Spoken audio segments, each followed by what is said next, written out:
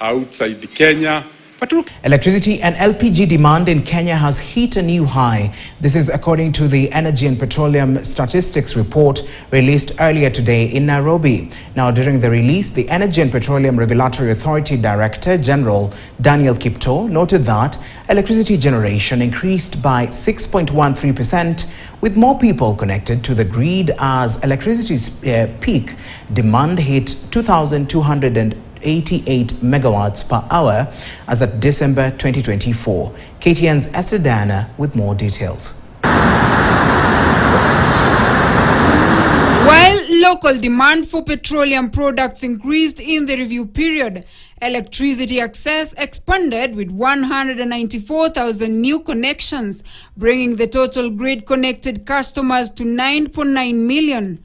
Renewable energy sources contributed 81% to the national grid, with geothermal maintaining its lead. This even as the authority maintains that Kenya has remained a net importer of energy. That we are net importer of power. We are importing power from Ethiopia, we're importing power from Tanzania, we're importing power from Uganda. That's not necessarily a bad thing.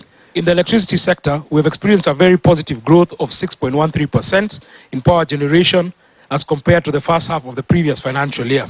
This increase is mainly due to higher demand for electricity as more homes, businesses and industries are connected to the grid, as well as a natural growth in energy consumption. With the discounted tariff in place, the authority has said that beneficiaries saved 688 million shillings, which is a decrease of 202 million shillings from the previous period. With regards to market share, KenGen maintained its dominance of the sector, followed by imports, while Lake Turkana Wind Power held the third largest position. The only government facility at import level with the LPG is the Kenya Petroleum Refineries Limited, which is a subsidiary of KPC. When it comes to the filling plants, I think we've licensed about 138 filling plants across the country, and that's all private sector. Government has not invested in any facility. Of course, there have been some threshold that KPLC we applied, because again, you don't want everybody to shift their production during the night. But we are discussing on how we can be able to improve the time of use tariff. The regulator has said that the LPG subsector is largely driven by the private sector. The transition to cleaner cooking energy has seen the consumption of liquefied petroleum gas increase by 13%.